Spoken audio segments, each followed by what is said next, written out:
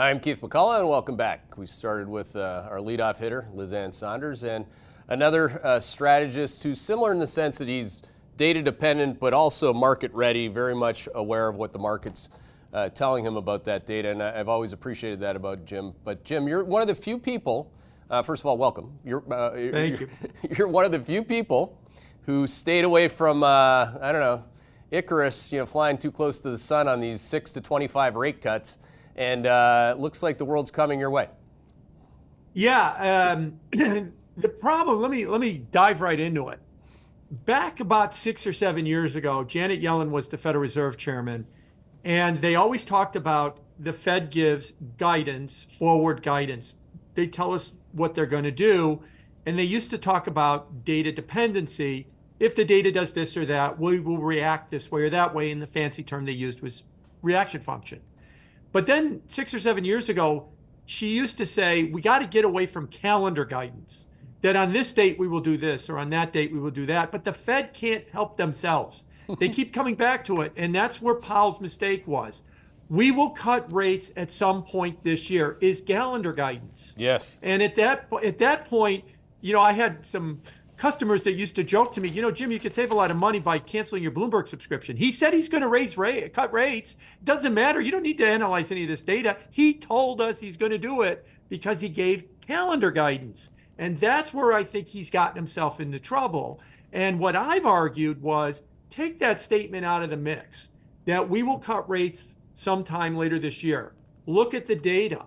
There's no reason that they should be cutting if you look at the data. The only reason we're still discussing this is because he gave that calendar guidance and everybody's holding him to his word. Excellent point. Excellent point. Now, if you are data dependent, as I just reviewed with Lizanne, and you're looking at the last 3 months, which we call the beginning of a trend, right? You're looking at the commodity cycle bottoming, the global industrial cycle bottoming, the PMIs bottoming, and you're seeing oil up 27%, CRB broad index up 15%, the 10-year yield went from 3.8 to 4.4. Everything. And those are three pretty big things.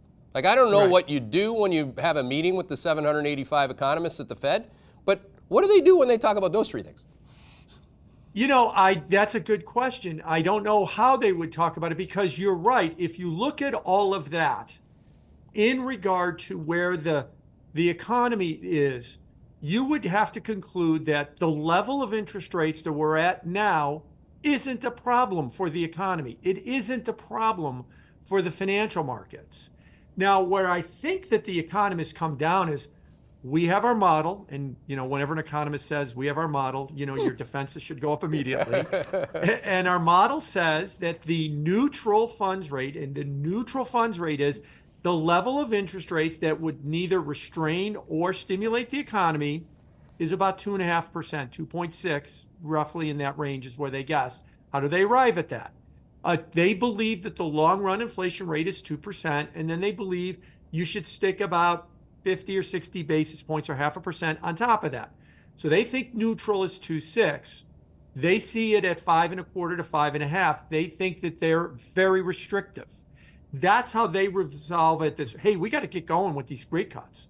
Mm-hmm. The problem is the way that the markets are responding and the way that the economy is responding to this level of rates, it isn't acting like 2.5 is neutral. It's acting like something much higher is neutral because it's not showing any signs of having a problem with this level of interest rate. So maybe the long run inflation rate isn't 2, it's 3 or 3.5.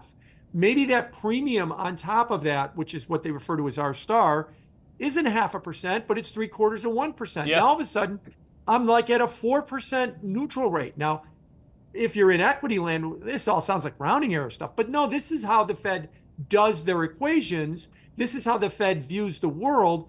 And if it's really the 4% world that is neutral, all of a sudden 5.25, it might be restrictive. But it's not that restrictive. It's only a couple of rate cuts, and you're back at neutral.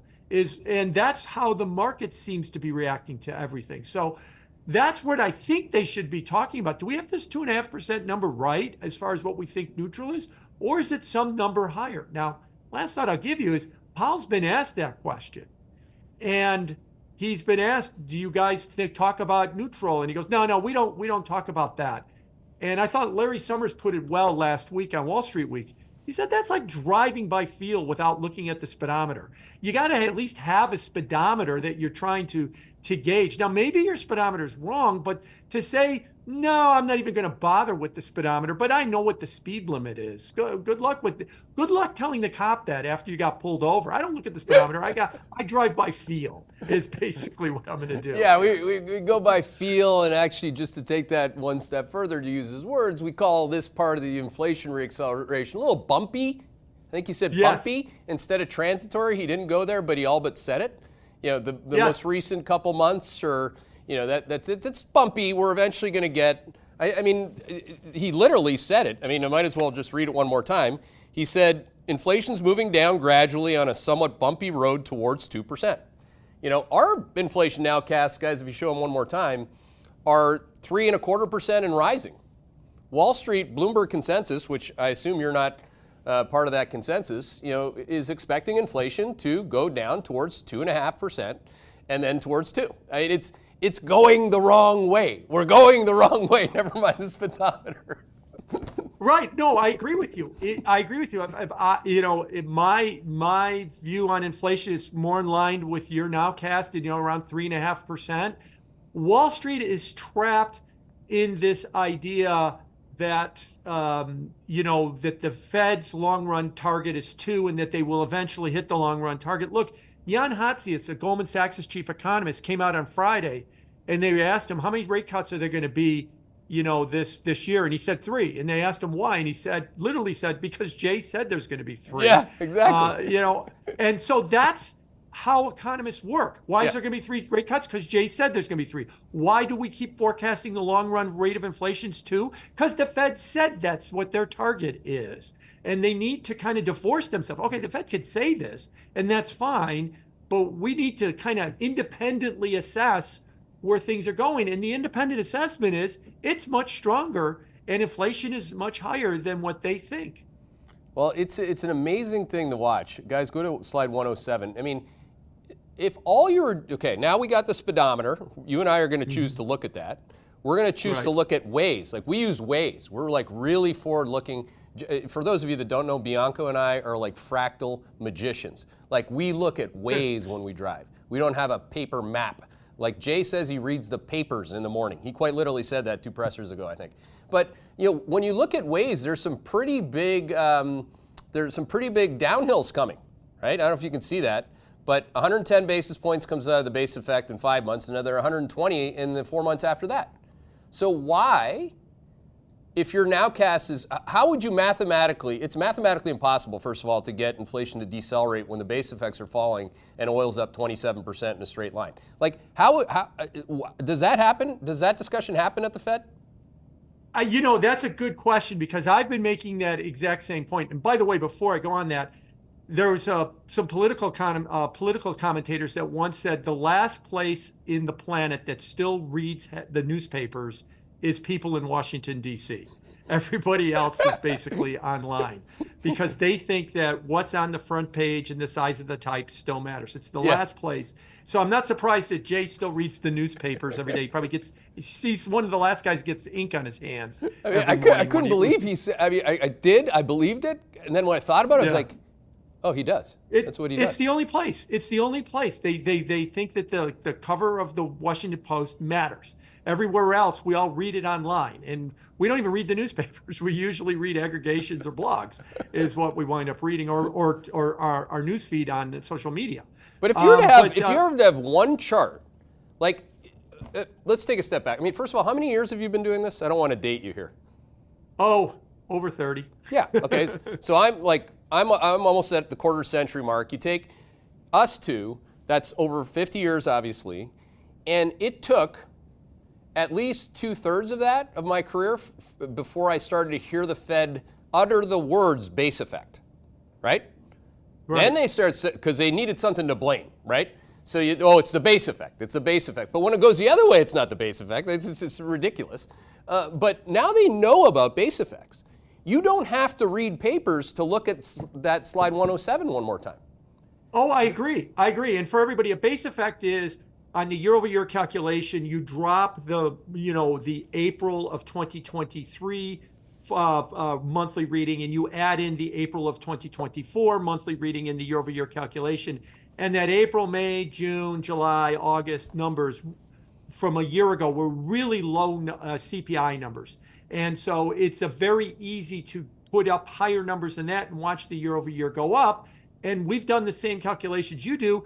And I could see the year-over-year CPI hitting 4% this summer just on the base effect. Yep. Now, the Fed will come out and say, but we target core PCE, another measure of inflation, which tends to be a bit lower.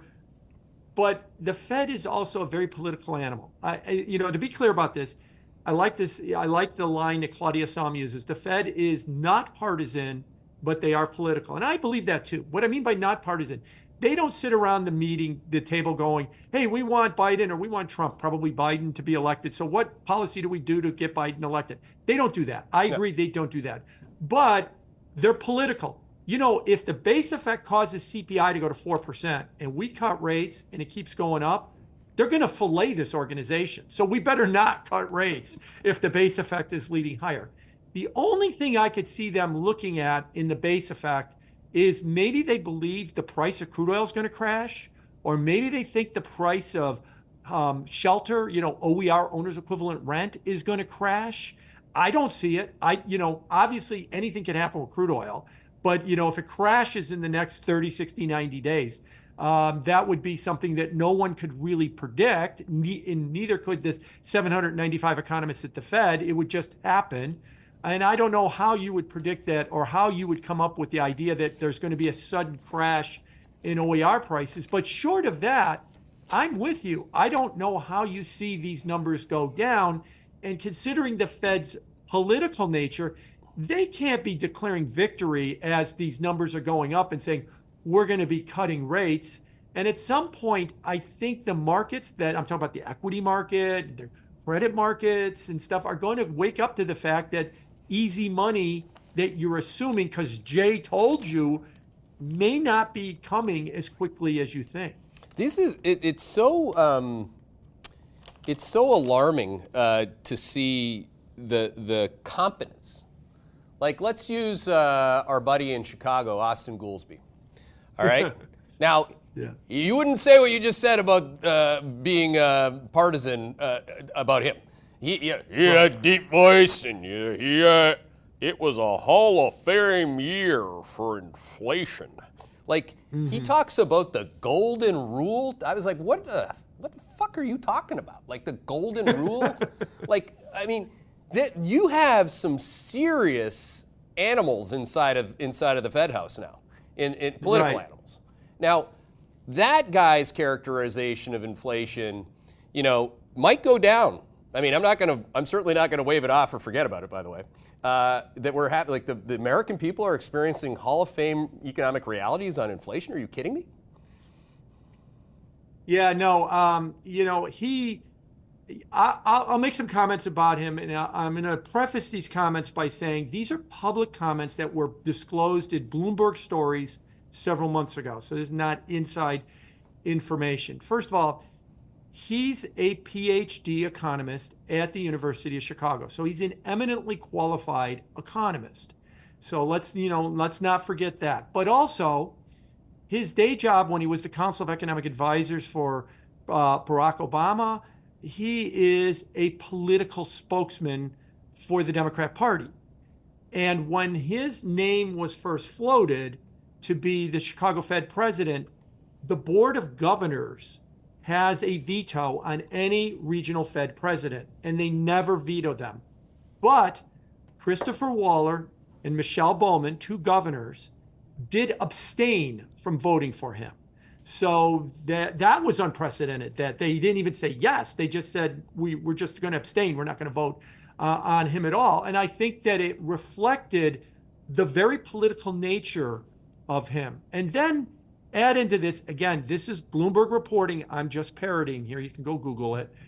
His wife is a managing director at a big, well-known search firm in Chicago that was hired to find the Chicago Fed president. And they picked him. her husband. Oh Now, my God. after the fact, when it was disclosed by Bloomberg and they asked the Fed, after the fact, they said, no, she recused herself from the process. Well, I don't know when she recused herself from the process. And did she recuse herself in the beginning because she knew he was going to get the job? Did she recuse himself when others in that organization decided to pick him? I don't know how that is. So I'm just reporting what Bloomberg said. So he's always been, to me, now this is my opinion about him, a very partisan person.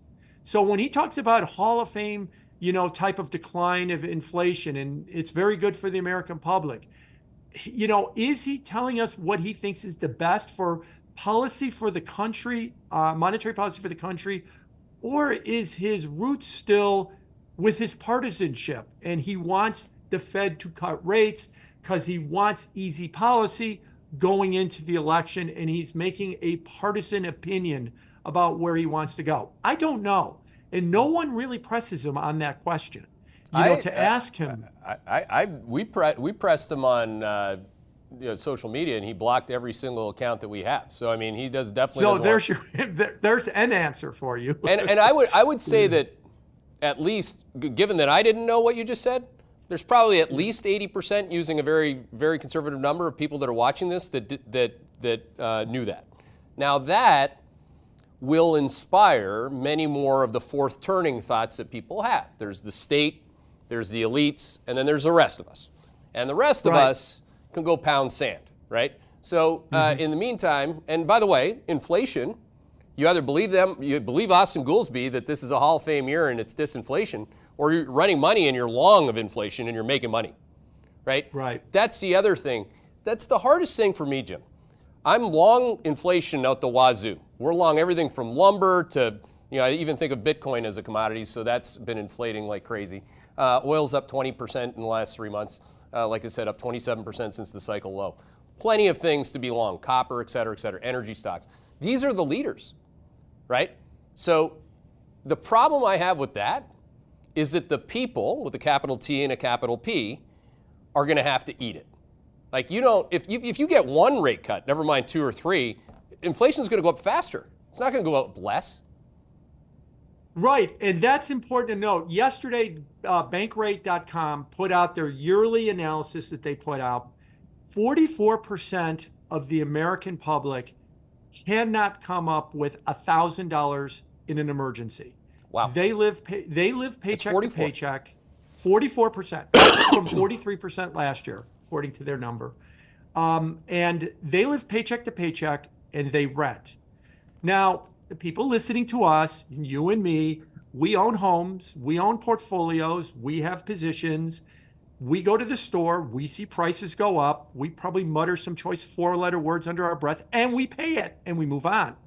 But for those 44%, they have to make decisions. They can't just mutter words and then pay it and move on. They have to buy this and then not buy something else. So if the Fed wants to be a little cavalier about inflation, it's a Hall of Fame, we could cut rates, get kind of the animal spirits going with stocks, and the other 56% that own stocks, and especially the top 10% that own a lot of stocks, they'll see their home price go up, they'll see their portfolio go up, they'll be fine. If they're wrong and they cut rates and it produces too much stimulus and more inflation, and those people in the bottom 44% fall even further behind. Look, I get a paycheck, and that paycheck is fixed. I might get a raise in a year, and prices are going up now. You think that they're unhappy now. That's how by the way, that's how I square that circle when people ask me. But the economic data, as we talked about, is good. But when you look at people talking about what they think about the economy, they think it's terrible. How do you square those two? Because the upper 50% spend 85% in the economy. They're 85% of the spending in the economy is the upper 50%, and something like 40% of the spending is the upper 10%. So they're doing all the spending because they've owned portfolios, and there's animal spirits going because the Fed talks about cutting rates and stuff. And look, we're in the business of jumping on that trend too, in which we try to jump on that trend and make money. But the bottom 44%, they don't have money to say, look, we should be long a commodity ETF, or we should be long the spot Bitcoin ETF. They don't have money to do that. And so they can't, even if they think it, they can't take advantage of that. And if he's wrong with cutting rates and inflation goes up, one person, one vote. Look, Jeff Bezos probably spends more money than 1 million people in that 44%, but he only gets one vote. Right. And that's why you could see that the president's approval rating and Trump running competitive with Biden when he didn't 4 years ago is all because of this unhappiness about inflation. And so that's why it's very important that if they cut rates, it better not spur more inflation. That's why I said they will absolutely fillet that organization if they produce higher inflation. Look, you and me and a lot of other people, our job is to assess that and position for that. At least we have the ability to to take advantage of it. But 44% of the country is just at the mercy that he better be right, because they're not in the ability to take advantage of it. And that's the everybody else. And that's why this matters a lot that they get this inflation call correct. Yeah, if I was in the elites in the state club, which never, ever, never, don't want it, never. If they gave me a buzz and said, hey, Keith, I heard you talking to Bianco. Here's a little insight. We're actually, the whole thing that Jim said about, because Jay said he's going to cut 3 times, we're actually going to cut 4. But we're going to do it like we're going to surprise people. I'd hang up the phone, first of all. I'd go have a shower. Then I'd come back and I would buy the living shit out of copper futures, oil futures, more energy stocks. Like, this is the most basic relationship. You and I, again, 55 years collectively, our job has basically become front-running what the Fed's going to do next. Like, nobody on the buy side would say something to the contrary. To even whisper the thought that the Fed cutting interest rates is not inflationary just reflects that you're probably one of the 785 economists in a weenie bin right now reading the Washington Post. Right. Yeah, no, you're right. By the way, elite is a state of mind. It's not a level of income. And that's why you want to separate the two. Well, I try to tell that to hockey parents. The whole drill in Chicago, they're crazy, Yeah. And congrats to the Chicago Mission team that the girls 14U team just won the national championship. But yeah, we like to put, hockey parents like to put, well, I play for Mission Elite. They play for AAA. They play AA. The elite, there is a separation of elite hockey player, as you know with Bedard. But yeah, thank you for that. I appreciate the elite versus the political status. Very good point. Right. And that's why I think the markets are so obsessed with this. People have asked me, a lot of times people ask me, boy, we talk about the Fed so much. Why do we obsess over the Fed? Because it kind of matters right now. That's why we obsess about the Fed. They have the ability to stimulate the economy by remember, interest rates are the cost of money. If you make money cheaper to borrow, to acquire, to borrow money and to pay, you're going to go out and you're going to create economic activity. For most of us, that might mean buy a house because mortgage rates go down. Yep. Or it might be expand a business or buy a business or borrow money to make an investment. And you're going to create more economic activity. And that economic activity will create demand. And if inflation is not on its way to 2%, which we talked about, we don't think it is, and you create more economic demand by making money cheaper, you're going to create more inflation. What are we going to do with that money? I'm going to borrow money. What am I going to do with it? I'm going to buy something, an investment that buys something. And what are they going to do? They're going to bid up the price of things.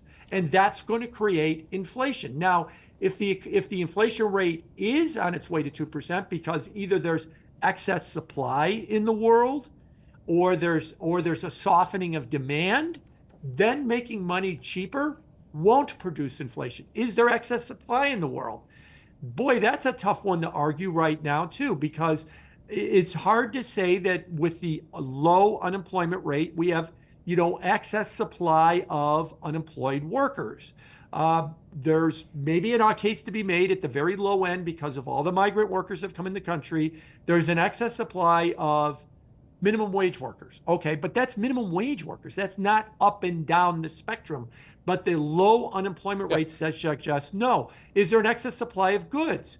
Well, all the bottlenecks between the Red Sea, the low water level in the Panama Canal, the problems with the Baltimore Harbor and stuff is showing evidence that this movement of things on boats, whether it's copper or crude oil or finished goods in a container, is slowing down because they have to take longer routes. Remember that most of these boats, whether you're talking about a crude oil tanker or a container ship, they just run shuttle back and forth between like a container ship. They just run a shuttle back and forth between Asia and Los Angeles. And they do, or Asia and Europe, which would be a better example. And they do it 6 times a year, but now they got to go around Africa. They can only go 4.5 times a year because they got to go longer. Well, all of a sudden, the volume of supply that you expect is going to go down because we're not going to have as many frequent trips as we expected. And so, no, don't cut rates into the face of slowing supply because that will just make people bid on the price and cause inflation to go up. This is why it matters. And 44% of the country is not of the opinion like, we'll buy the shit out of copper, we'll buy the shit out of the Bitcoin Yeah, exactly. ETF. They don't have money to do that. That's what I mean. It's like so. Yeah, they have to bet that the Fed gets it right. That is the perverse reality of my job and of yours. Anybody who's open and honest about it is that I'm smart enough to buy inflation, and you're not. You don't have those means. You might be smart enough. I shouldn't say smart. It's not about being smart. You don't have the means to buy the means inflation. to do it, exactly. And having, or even just having the, there's a very obvious divide between, and let's get into it, the divide between people who have money and are earning a very nice risk-free rate on and compounding returns on that money, and people who have to pay the bills. Now, today's small NFIB reports came out, and it just reiterated that inflation, again, inflation's their number one problem, and so is the cost of money, to your point. So again, what is it? 97% of companies in America are small to medium-sized businesses that aren't listed on the New York Stock Exchange. And that's, yes. You got 44% of the people, that's, again, that includes everyone who doesn't have any money, and you have 97% of companies in America. So your neighborhoods, everywhere you go, everybody knows, right? You can't walk up to Target and see a mother of 4 walk in on a Saturday morning and say, "Hey, it's a Hall of Fame year for inflation." Yeah, she's gonna whack you in the face. I mean, it's like, you kidding me? Right.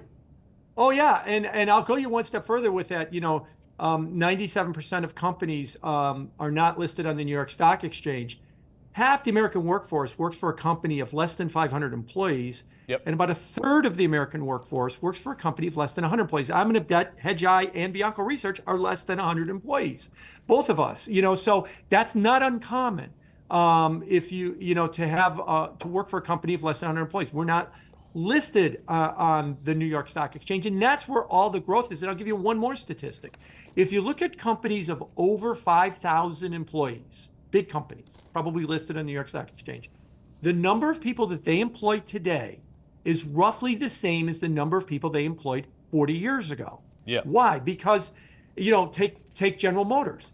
General Motors makes a car now with 1/8 the number of workers that they did 40 years ago. It's all robots. So big companies are usually going into productivity to, either, now today AI or robotics or something so that they can reduce their headcount. So where do most people get their jobs? Most people get their jobs from small companies. Yeah. Is where that's where all the growth is in the creation of new small companies. So when the NFIB talks about that inflation, their raw material that they get for their product that they then resell, if they're like, think of retail store, and the price of money because they've got to borrow money, for their inventories, or they got to borrow money in order to run their store. That is a big, big deal for them. And to throw in one other little twist on this, they don't have access to the capital markets. They have to take out bank loans. Yes. And after Silicon Valley Bank, and after all of the other problems that the banks are having because they're saddled with bad office real estate loans, if you look at like the Federal Reserve's SLOOS report, which is the Senior Loan Officer Survey, bank loans are much more expensive than going to the bond market and borrowing even in the high yield or investment grade market. Right. But if you're a store with 80 employees, you can't borrow in the corporate bond market. You have to go to the bank to get a loan, and that money is a lot more expensive. So yeah, I understand exactly why the NFIB is saying that. And let's not forget, the NFIB might not be surveying companies that we invest in because they're not listed on the New York Stock Exchange. They're surveying companies that hire people, and that drives the economy. And so they matter. They matter a lot. Well, the way that this is, I'll show a couple quick charts just to show what Jim's saying is empirically correct. So go to slide 80. We show NFIB earnings on the left side, which have completely collapsed, and we've just discussed a bunch of reasons why, and hiring plans fallen as well. Now, the government's answer to that is a third of NFP or payrolls are government, deficit-funded government hires at very high average hourly earnings relative to the base of, like you said, minimum wage. So there's that, and then one other chart, the next one, slide 81, to Jim's point, like on the left side we show NFIB, small business, the average interest rate paid on short-term debt. So this is my question on this. I mean, look at that chart, Jim. You know that it's probably emblazoned in the back of your market skull, but you would have to cut interest rates not 3 times, 5 times. Like, we think you'd have to cut interest rates like 15 times to get that thing back in line.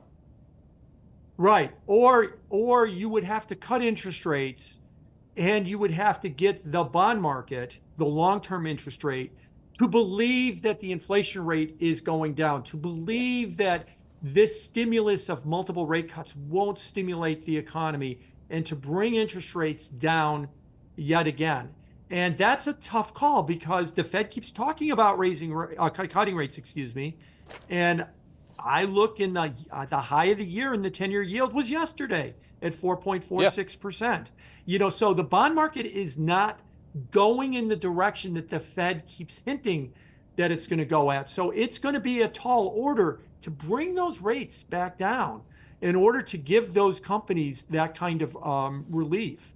For the moment, the stock market is kind of ignoring it, and it will for a while longer too. But I like to joke that if you ultimately forever ignore the cost of money, there's 2 types of investors that ignore the cost of money for long periods of time. Those that have lost money and those that will lose money.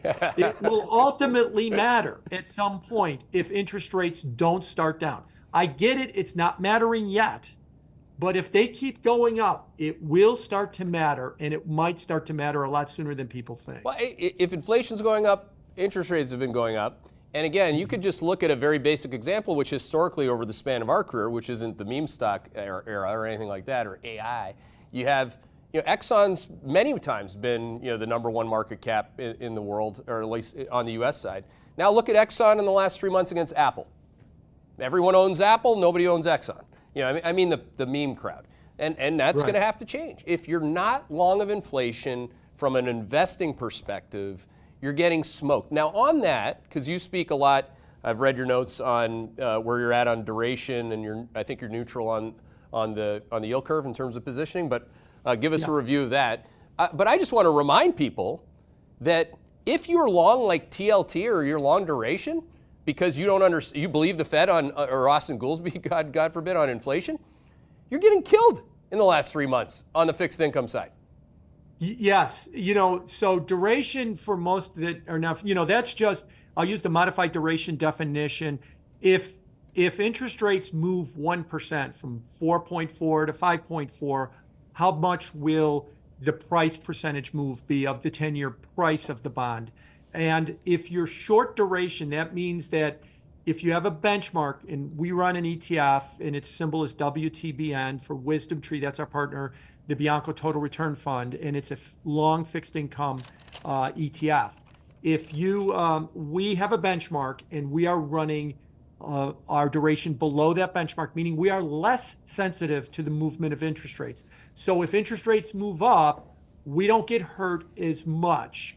We're neutral on the yield curve. We're a little bit underweight on corporates as relative to our benchmark because we've seen this big move in corporates and in the stock market, and we think that there's going to be a pullback, and we're long the dollar, betting that there will be some kind of dollar strength so far this year. That's been our positioning. In full disclosure, we have been doing better than our benchmark, and that's always our goal, to do better than our benchmark, but it's down on the year because we're fully invested.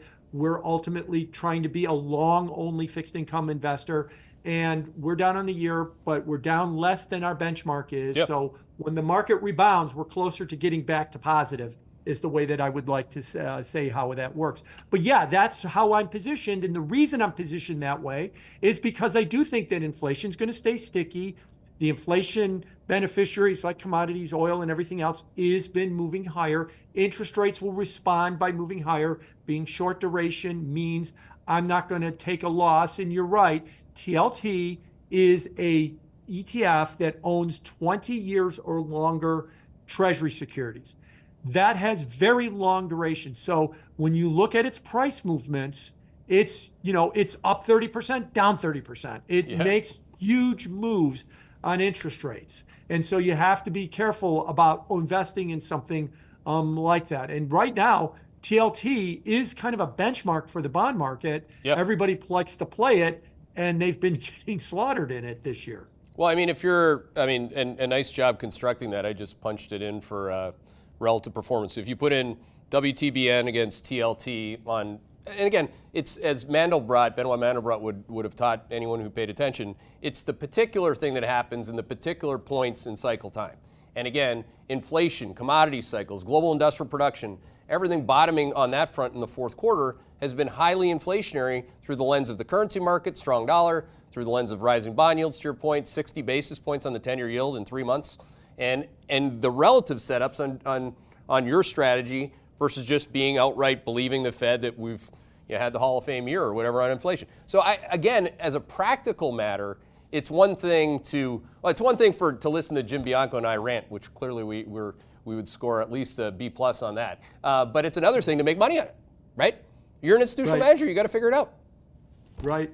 And this also brings up another point I think I will stress as to, what we're talking about is why do we have so much inflation? Why is the economy not showing any signs of a soft landing or a recession?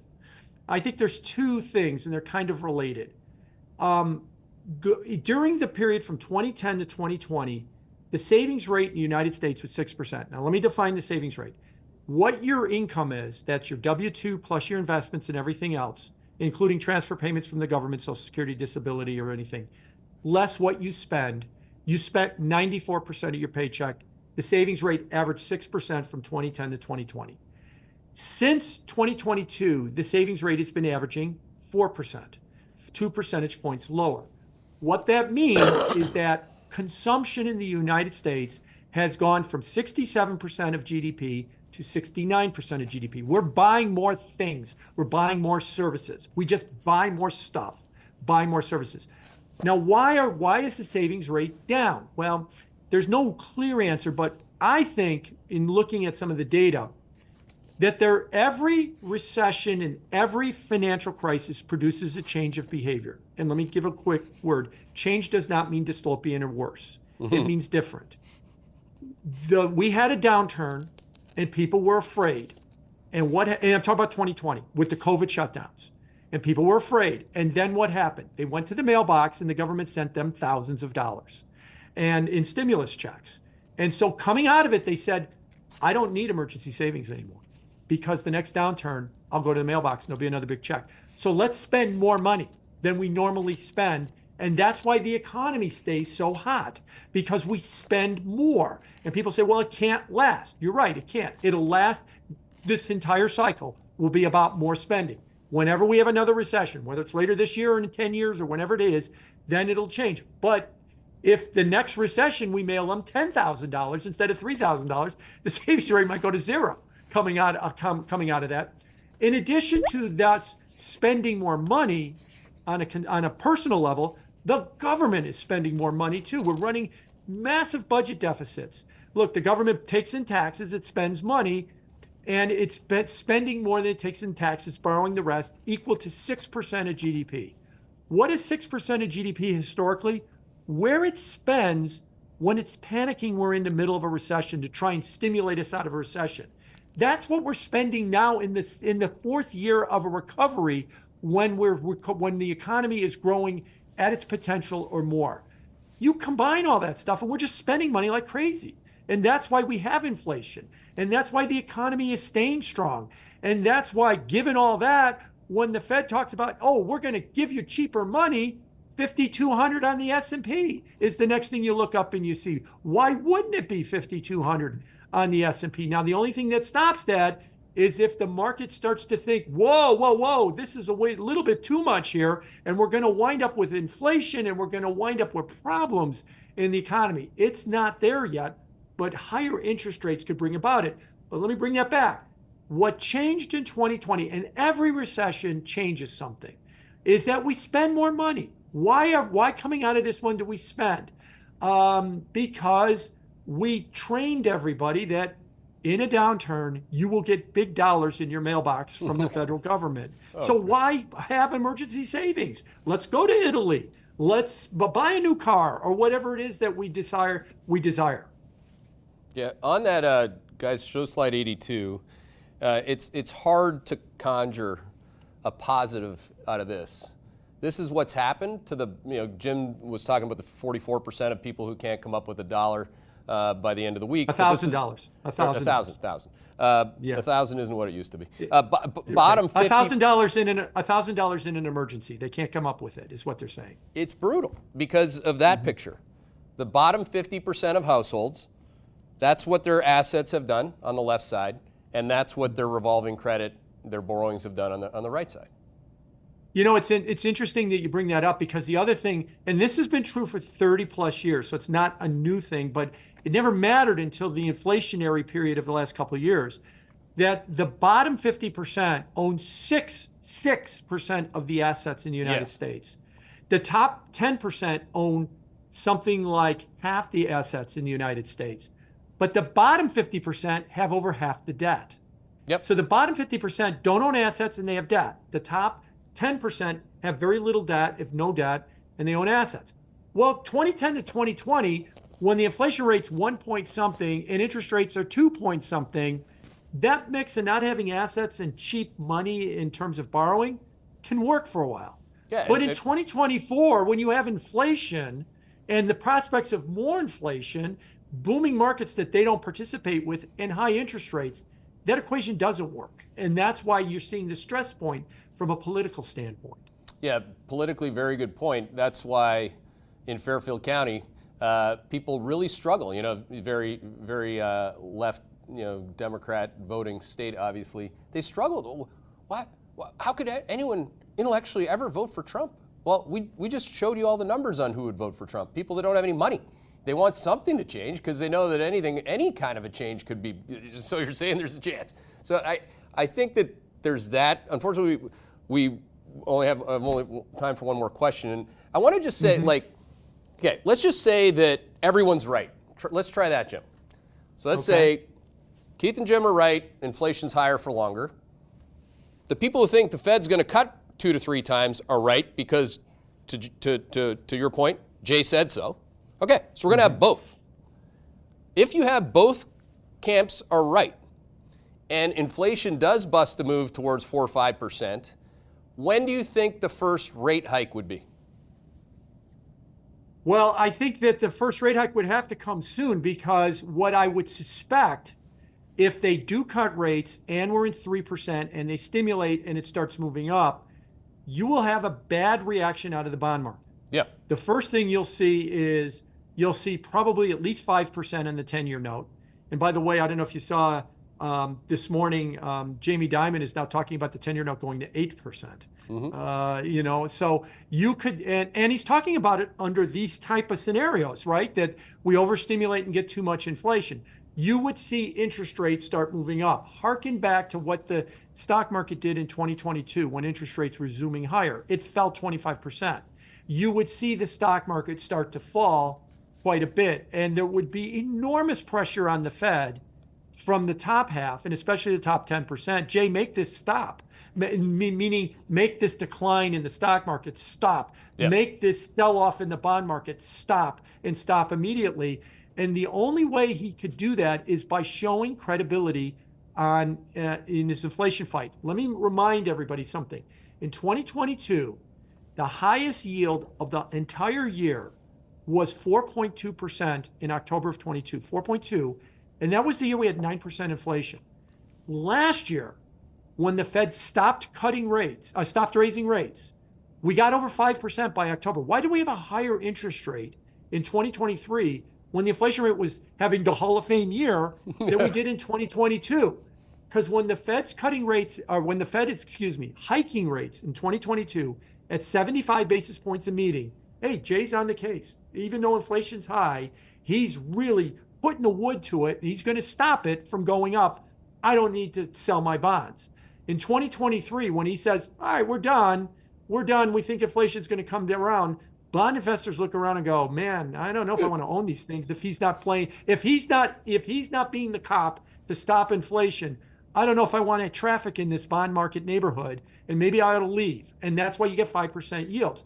So if he cuts rates in the face of higher inflation and it moves higher, everybody's going to abandon the bond market neighborhood.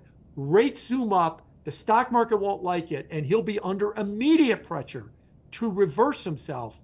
And then when he reverses himself, he'll have to explain, and a year after the election, his chairmanship's up for renewal. Even if Biden were to win, his chairmanship's up for renewal, and we'll have to see. So we'll see, if he actually pulls the trigger on it. Like I've said in the beginning, if he didn't say that I'm going to cut rates, give that calendar guidance, and if he just said, look, if the data weakens enough, we will cut rates, and then he could come out and say, look, it's not weakening yet, well, I think we'd have a completely different view about the Fed than we have right now. It's because he fell into that trap that Yellen warned him about many years ago. Don't give calendar guidance, because people think that's a certainty. That, like I joked, I don't need a Bloomberg anymore. I don't need to analyze anything. He told me he's going to do it. Yeah. Case closed. Well, it ain't closed, and that's the problem that we're facing right now. You see how he did it? He's a pro. He just finished with what he started with. That's perfect, man. And a very much appreciated, candid discussion as you and I tend to have. So very much appreciated. I know the people appreciate it. And ending with that, we're going to have to say goodbye. But thanks again for joining us. Thank you. Enjoyed it. He's Jim Bianco. And up next, if you want to get really fired up, I got Mark Cohodes.